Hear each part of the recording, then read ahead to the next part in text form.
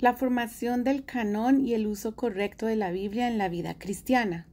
El canon de la Biblia viene del griego canon, que significa regla o vara de medir. Se usa para referirse a la lista o conjunto de libros que pertenecen a la escritura inspirada.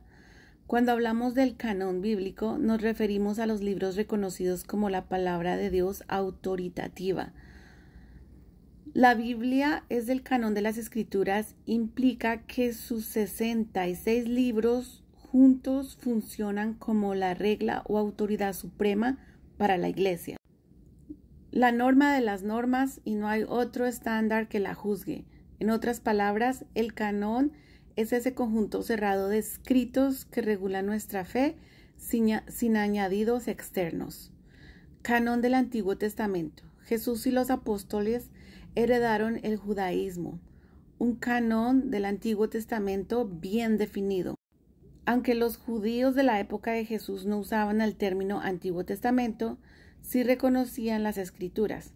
Vemos que en Lucas 24:44, Cristo alude a la ley de Moisés, los profetas y los salmos como una forma de referirse a todos los libros sagrados del Antiguo Testamento. El canon hebreo contenía los mismos contenidos de los 39 libros que hoy tenemos. Son la diferencia de que ellos contaban 24 libros, ya que los agrupaban de manera diferente, pero equivalen. Estos libros, desde Génesis hasta Malaquías, fueron escritos aproximadamente entre 1500 y 400 a.C.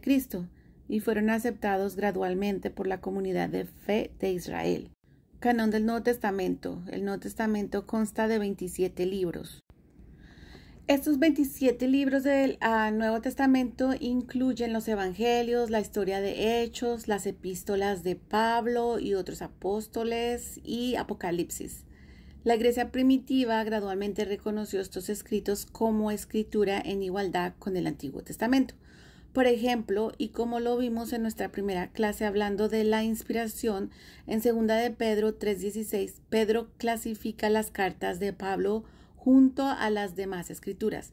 Desde temprano las cartas paulinas circulaban entre la iglesia. Colosenses 4:16 y para finales del siglo II. Muchos padres de la iglesia ya citaban la mayoría de estos libros como autoritativos. Criterios de la canosidad.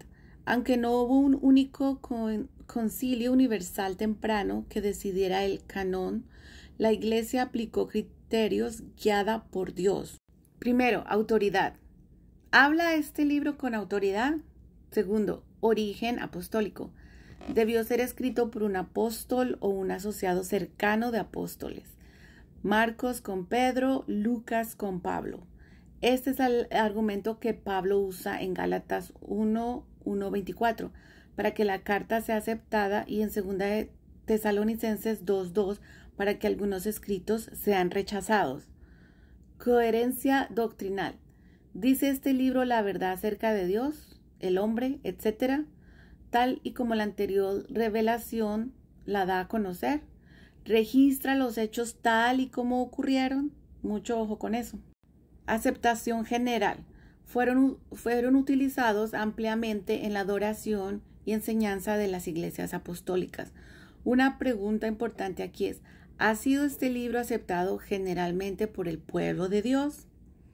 Testimonio interno del Espíritu. ¿Evidencia este libro el poder de Dios? Si un escrito no daba evidencia de tener poder para transformar las vidas, se concluía que no podía venir de Dios.